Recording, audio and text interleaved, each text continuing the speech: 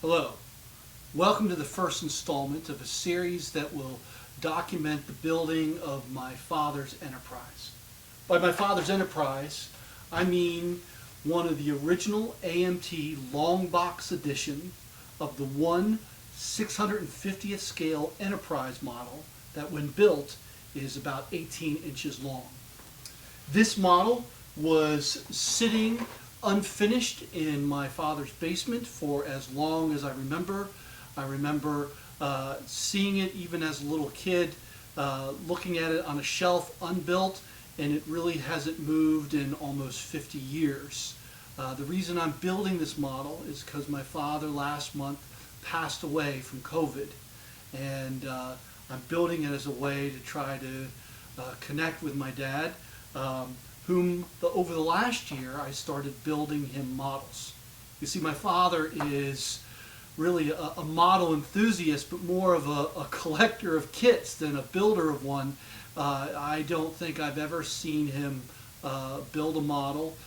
There's only this kit that he completed partially, and another aircraft carrier that he began at one point that I ever saw him attempt.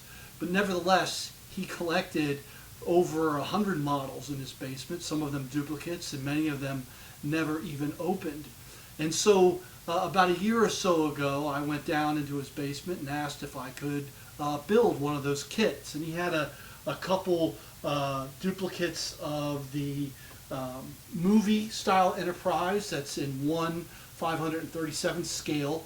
And I remember attempting to build this model myself as a kid. I didn't get far. I ended up destroying really a very early version of that kit that was smooth. It didn't have all these imprinted tiles there that they added later, which are inaccurate from the Aztec pattern that we're used to seeing on this kind of kit or on this kind of ship. But I attempted it, and my kid self just wasn't very good at building them. And I wonder if my father worried that he wasn't very good at building them because he never actually built them. Perhaps the perfectionist in both of us kept us from actually making them. So I decided that, the best way to become a better model builder is to actually start building them. So I went and got this kit from my dad's basement, and I built it up, and my goal was to build it just from the box, to not worry about making it more accurate, not worry about adding lights or aftermarket parts or anything like that. Just build it from the box, do a good job building it and paint it, and then add the decals, and that's exactly what I did.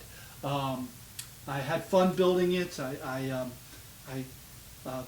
painted it all a white color, but then I went back and found a pearlescent white color that kind of shimmered, which I painted on with a brush on certain blocks to give it a shimmery feel. I do wish that I did wait and did something not from the box. The decals in that particular kit had aged and yellowed, and unfortunately they stayed yellow even as I put them on. And in retrospect, I would have gotten an aftermarket set of decals for this kit. But I built this for my dad, and it was a great way to get back into the hobby, and I enjoyed the process of building it, and I gave it to him. He was pleased. He loved it, and he put it in his house. So I went down into his basement and got another model. The second model I made for him was this 22-inch cutaway Enterprise model from the original series. This model is actually in the same scale, 1/537th scale as the one I previously made him. I thought that would be a fun one to make. He actually has two of these kits. One is an older release, and then he bought more recently a newer release of the same kit that was re-put out.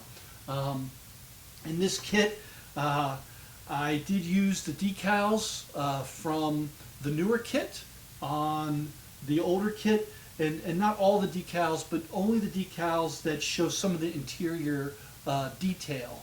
The decals on the older kit were it had aged like the previous model, and the newer kit actually had more decals with more detail, and that was fun. And I also ordered a piece from Shapeways of one of the space shuttles, the Enterprise shuttles, the Galileo shuttle, and I put it in the shuttle bay, and that was a fun addition to this kit. And I painted the dome sea glass kind of transparent paint that I think Krylon made it, and I had read somewhere that the 11-foot studio model at the Smithsonian's Bussard collectors were painted with that and allowed the light to shine through and gave it that orange effect. And I wanted to see how that would work because I was thinking about building the other kit in this scale without the cutaway option. And so that's something I have planned for the future. And finally, I built my own a model for myself. I built a 1/1000 scale original series Enterprise, and I really enjoyed making that one. I kind of researched the right color. You know, I found out that it's supposed to be a particular gray, and I discovered that the XF12 JN gray from Tamiya lightened with white is a pretty good facsimile, close to that original color. And I actually went to the Smithsonian in DC a couple times. We don't live too far. Took some pictures of the 11-foot model and tried to match some of the things I saw as closely as I could. And I'm pleased with that. And I think I'm going to build another version of this kit with a better stand. I like the stand better on the post and on this wobbly plastic stand. And that kit comes with the Botany Bay, and I might rebuild this kit later. But now back to the kit that we're planning to build in this series. And that is one of the first kits, really the only kit that came out of the Enterprise for many, many years. And AMT made this model going right back to when the show was originally airing. And this is my father's attempt to start to build it. And as you can see, he built the saucer section. It comes with lights. I think they're little acorn lights. There's one in the top and there's one in the bottom. And you can see the wires that he ran from the lights out through what will be the neck when it gets attached. I am not very confident that these lights will still work after years of sitting around, but I am going to complete the model and complete the wiring and the way the instruction shows in case they work, and we'll find out. I was tempted to take this apart and maybe put some more modern lighting in order to get the lighting to work. I'm sure my dad would have loved that, but I don't want to take anything apart because the idea is that because my father had already started building this kit, that retroactively that we will build this kit together. This kit will be a combination of what my father did and what I will do, and so we will essentially be building this kit together. So I already mentioned the lights on this kit. They come down and they get hooked into, this is the other thing my father built, the top section of the secondary hull got put together, and then the third section, it gets glued together like this. I understand that AMT redesigned this whole section in later model kits. It doesn't fit together in these part like this anymore. It also has a different design for how the deflector housing fits in the front. But you can see these tabs here that are made of metal, probably brass or copper, and they come in contact with the batteries. The bottom half is designed to hold some AA batteries, and when you turn the deflector housing, it pushes the batteries in on that contact and should send power up to the lights. And so we'll see if that works. It will be fun.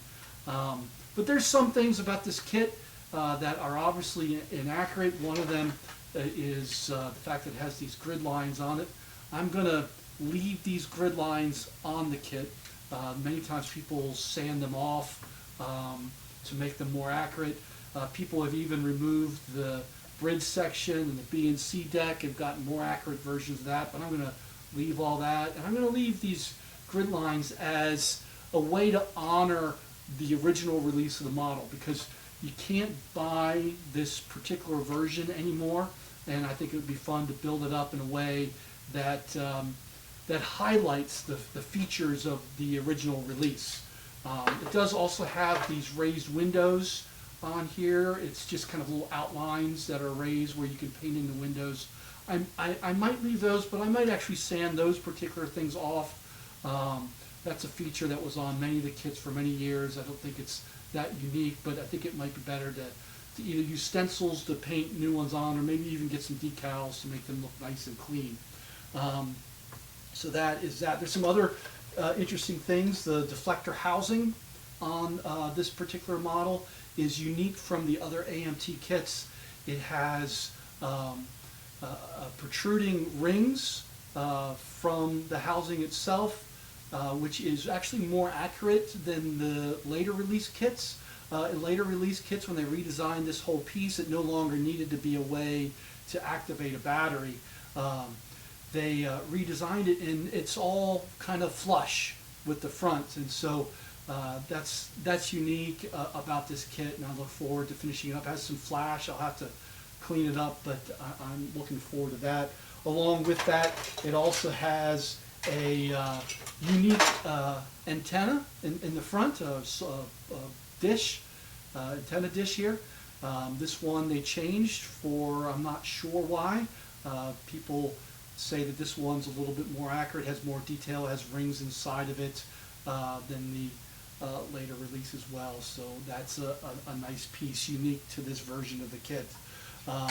In addition to that, the Bussard collectors, I think in one of the long box releases they actually were clear. I'm not sure if that came before or after this one. But one thing I like about this early release is there's these three little panels that sit right underneath the Bussard collector on the nacelles. And on the modern version, or the newest versions of the kits, and for the kit for many years after this one, this was all kind of one piece. It had slight engravings in it that made it look like it was three pieces, but it was really kind of one. But this is already connected, and you can see that each one of these three sections are separated.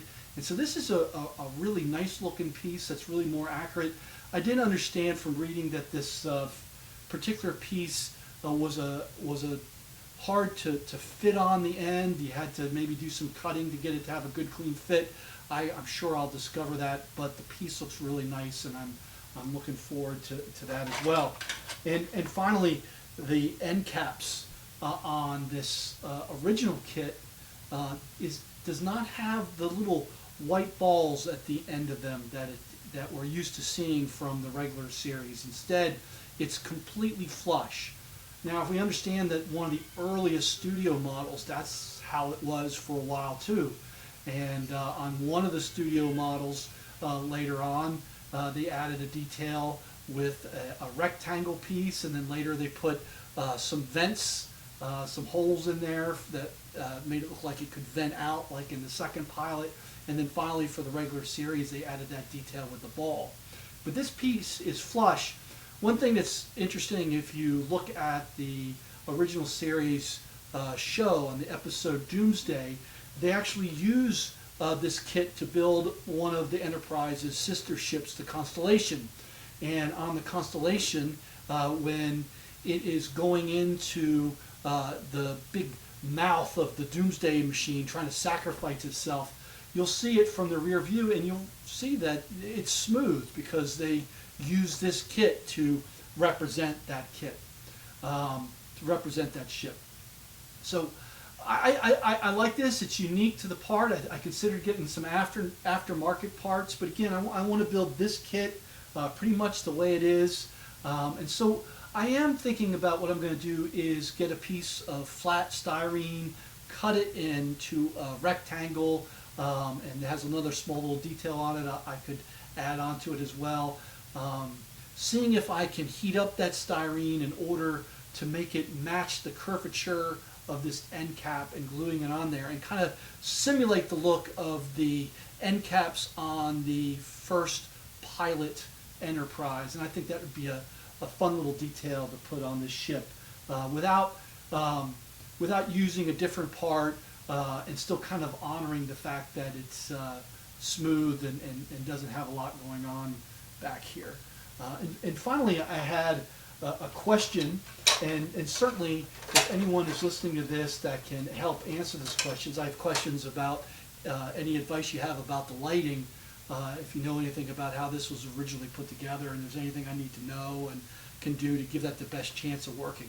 But the other thing that's interesting is that these pylons attach to the secondary hull with this unique way of going into the secondary hull, and then there's a piece of plastic that goes in this little hole to kind of pin it in.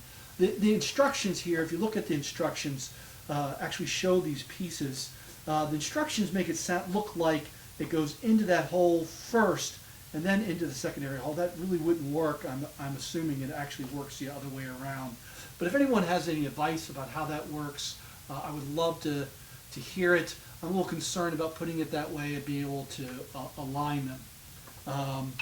So, finally, I want to paint this model up not in a way that is accurate, because there are things on it that aren't accurate, but this is, in my mind, an idealized version of the Enterprise, and an idealized version of the Enterprise from a particular point in history.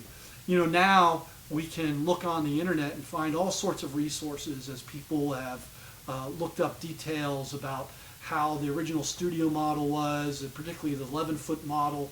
The 3-foot model that they used is missing, but we know what the 11-foot model is, which is the largest model, and we could see what it was really like. They examined things about what color the Enterprise really is, which is how I learned about mixing up a pretty close match with this Tamiya paint. There's all kinds of information now that we have today they didn't have when they first started building this model. Back in the day, people wondered what color the Enterprise was, and all they had to go from was what their television showed. And depending on their actual television, because colors can be different from TV to TV, sometimes they thought it was bluish, and sometimes they thought it was greenish, and a lot of times they just thought it was white. And so I'm going to kind of paint this up, and I'm leaning more toward the white side. Maybe a very tiny light gray with a hint of blue. What I'm actually thinking is I want to draw some inspiration from the old James Blish novels. My dad had these novels sitting around which were really the adaptations of the episodes written by James Blish, as he kind of told the episodes in narrative form. And on the cover there were this beautiful art, and on some of the covers there was pictures of the Enterprise, and I believe the artist's name was Lou Fleck. And there's a painting, and I think it's on issue 3 or 4 of the Enterprise, that I'm kind of drawing from inspiration. It's silvery and light blue, although the top is clearly white, so some of it's reflecting. It's interesting, on the Bussards on it are more gold than they are red, and I'm thinking about doing that as well. And it's pretty. So it's something I'm kind of drawing on for inspiration, not trying to copy it exactly, but if I can get that feel, that early version of what we imagine the Enterprise to look like, I think that would be fun. Finally, I'm not a really fan of the stand. I love just a simple post stand on models, but my dad did glue this stand together, and that's part of the work he did, and so I plan on using this stand. If anyone has built this model with this stand, I'd love to hear about their experience. It does have a slot in the bottom of the hull that looks like it fits right on top of the the stand, and it balances pretty well when it's just the bottom hull piece. I'm not sure how it will balance the whole ship when it's all put together, or whether it needs to be glued onto the stand, but because I want to use it, I'd love to know. I'm thinking about trying to figure out something unique to do with the stand, maybe you know, decoupage or something, or I'll think of something. But that's the project that I'm beginning. I just wanted to take some time and get some footage of the model before I started sanding. I'm going to have to sand this down and put some putty in, and then I'm going to have to glue all the other parts together and begin to find some paint and hook up the wiring like the instruction says. And I wanted to capture what my dad did before I began, so I could remember the parts that he contributed to this build. And because I can't make models for him anymore, I think this would be a great way to make a model the best I can at this point with him. So thank you for watching. I look forward to working on this project and showing you how it's progressing, and hopefully having a video in the end of showing you what the final product is. And I hope you will follow us and keep checking us out. Thank you. Have a great day.